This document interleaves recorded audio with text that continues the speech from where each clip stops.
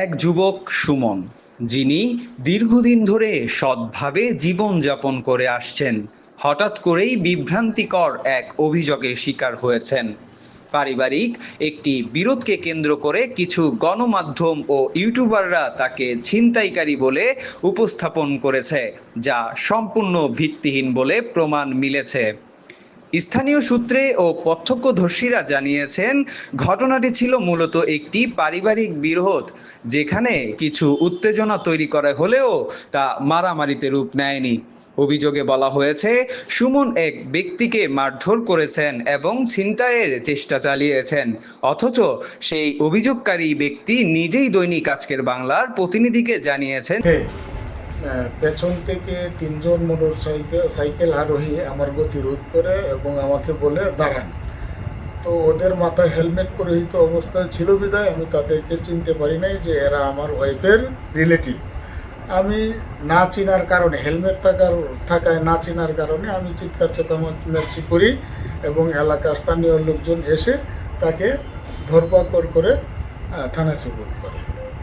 আমি পারিবারিক ভুল বোঝাবুঝির কারণে আমি আমার ভাইদেরকে জানাই।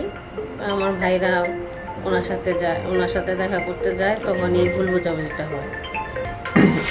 আমার বোন আমাকে বললো তোর পারিবারিক সমস্যা আছে, এই সমস্যার ভিত্তিতে আমি কেন্দ্র করে আমার দুলাভাইকে আমি পথ আটকাই। আমার মাথায় হেলমেট পরা ছিল, তো দুলাভাই আমাকে চিনতে পারেনি।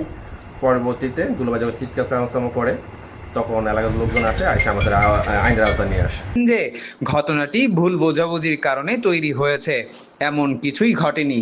আমার সোমবারে 2 তারিখে যে বিষয়টা নিয়ে ঘটনা ঘটেছিল, আসলে সঠিক ইনফরমেশন না নিয়ে কিছু চ্যানেল বা কিছু নিউজ করা হয়েছে, যেটা সম্পূর্ণ ভিত্তিহীন এবং সম্পূর্ণ মিথ্যা।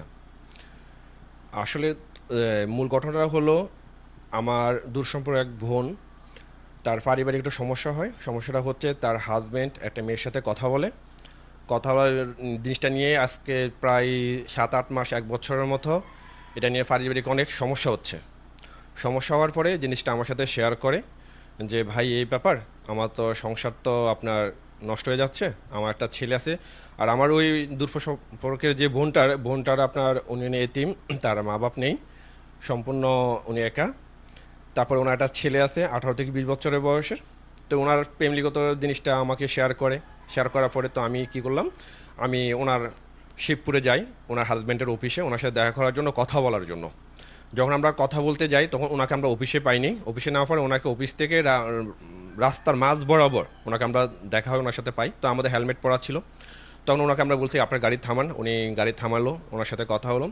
এক পর্যায়ে উনি আমাদের হেলমেট পরায় থাকা অবস্থায় উনি আমাদেরকে চিনতে পারেনি, তাই উনি চিৎকার চেঁচামেচি করার পরে এলাকার লোকজন আসার পরে আমাদেরকে এই হাইওয়ে পুলিশ আসছে, আর হাইওয়ে পুলিশ আসার পরে আমাদেরকে নিয়ে যায় যে, ভাই আপনারা আসার পরে বসার পরে আমরা জিনিসটা শুনবো। যখন আমরা থানায় গিয়ে থানা যাওয়ার পরে জিনিসটা আমরা ক্লিয়ার করে বলি, যেটা আমাদের পারিবারিক সমস্যা হচ্ছে যে ওর হাজব্যান্ড একটা মেয়ের সাথে কথা বলার পরে এটা নিয়ে কেন্দ্র করে এই সমস্যাটা।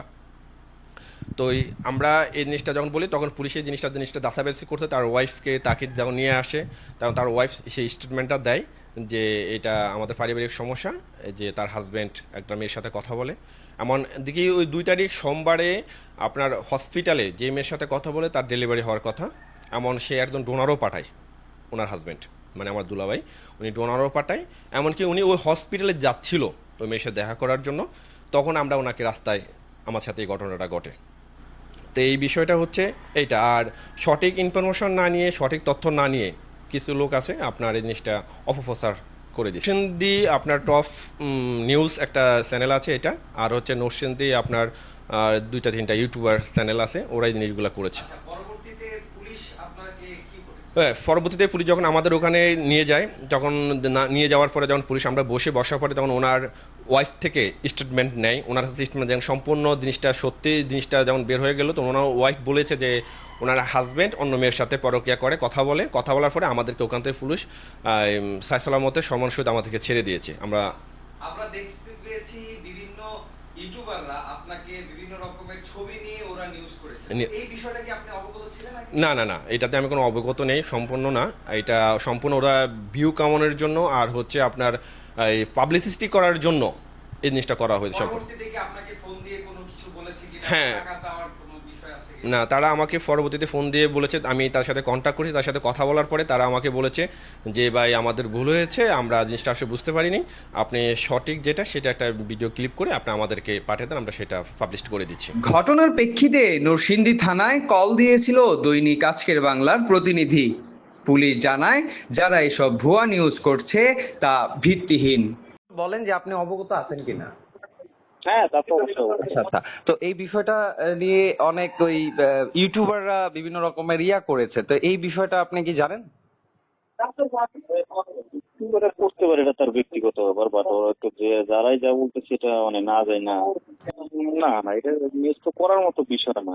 হ্যাঁ, সেটাই বলতে চাচ্ছিলাম। সেই বিষয়টা নিয়ে আসলে আপনি কি জানেন, বা আপনি তাকে কেন ভুল বোঝাবুঝির পরে আপনি কেন তাকে ছেড়ে দিলেন, এই বিষয়টা নিয়ে একটু যদি বলতেন।